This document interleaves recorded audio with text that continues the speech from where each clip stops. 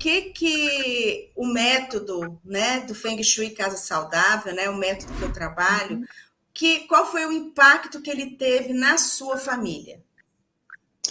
Na minha família, no geral, era uma família assim, era muito. Nós não tínhamos praticamente quase diálogo, né? Devido ao meu trabalho, como eu trabalhava incessantemente, e o meu marido também, eu tenho duas filhas. Então, uma delas estudava e a outra trabalhava em casa, em home office. Então, a gente não conseguia ter tempo para a gente poder conversar, a gente não tinha uma vida social, né, devido a esse excesso de trabalho. E então, assim, tinha um pouco de falta de diálogo na casa e, consequentemente, de harmonia, né?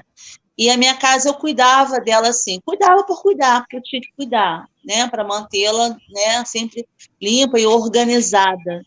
Mas quando eu comecei a fazer seu curso, eu observei que isso aí não é nada. A gente tem que ter, primeiro, se amar, né, se gostar, se respeitar, não deixar nunca que os outros façam de você a agenda, né? Primeiro você, segundo você e terceiro você. E daí para frente você começar a ampliar os seus olhos e ver sua casa de uma outra maneira. Então eu tive essa oportunidade, mesmo trabalhando, através do seu curso, eu consegui enxergar isso pelos métodos que você aplica, né? Pela aplicação do Baguá, enfim. Tudo isso você vai tendo uma consciência de como realmente é a sua casa. Porque a sua casa, ela é uma continuidade de você. Se você não estiver bem com você mesma, a sua casa não vai estar. Então, eu precisei primeiro trabalhar a minha casa-mente, para depois trabalhar a minha casa-corpo, depois a minha casa é espaço, que é a minha casa mesmo, e depois a casa é energia, conforme você ensina no curso, né?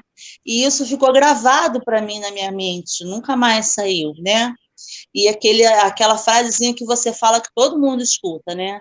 Eu quero, eu posso, eu consigo. E aí eu coloquei mais uma frasezinha, se você me permite.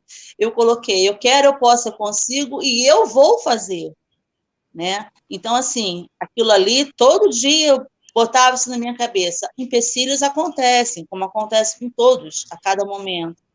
Mas eu não deixava que aquilo ali me dominasse. Eu colocava sempre esse pensamento na minha cabeça e seguia adiante. E vou falar para você, Mônica, não foi fácil.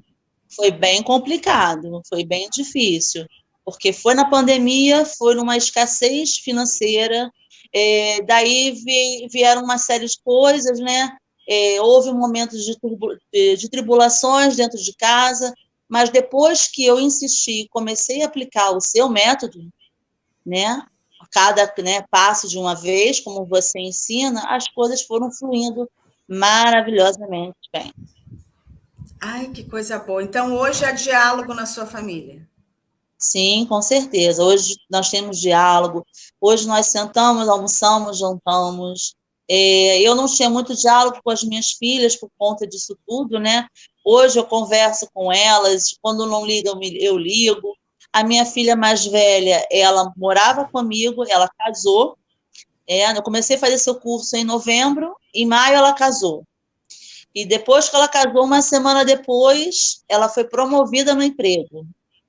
E um mês Nossa, depois ela teve uma outra promoção. Então, assim, coisas foram acontecendo, né? Que você vai observando o movimento das energias, né? Hoje a minha mais nova, ela trabalha e estuda, faz nutrição. Então, assim, processos que aconteceram na nossa vida que, sem palavras, a gente tem que tomar consciência de que tudo realmente é o movimento das energias, né? Tudo isso é maravilhoso. nossa, mãe, olha, fiquei boba de ver a transformação dentro da sua família que o seu movimento dentro da casa, através do curso, conseguiu promover. Mesmo com todas as dificuldades, mesmo com todos os nãos que a vida às vezes nos proporciona, a gente ser perseverante, isso é uma coisa que eu falo muito para os meus alunos. perseverar é algo muito importante, porque não existe varinha mágica de condão, não existe Não, isso, não é magia, é a não, manipulação da energia. Então, entendi. se a gente vai manipular a energia, a gente tem que ter confiança, a gente tem que ter fé, a gente tem que ter perseverança, a gente tem que vibrar bastante para as coisas acontecerem, vibrar na nossa mente, trabalhar muito o nosso mental, para a nossa energia estar sempre lá em cima, para não deixar a dor do corpo ou o mal-estar do corpo nos contaminar, porque daqui um pouquinho tudo acontece, né? A É. mente fraqueja, o corpo sente a dor, daqui um pouquinho a Uhum. casa vai se entristecendo, é um tristume enorme, e daqui um pouquinho a É. gente acha que a gente não vai dar conta.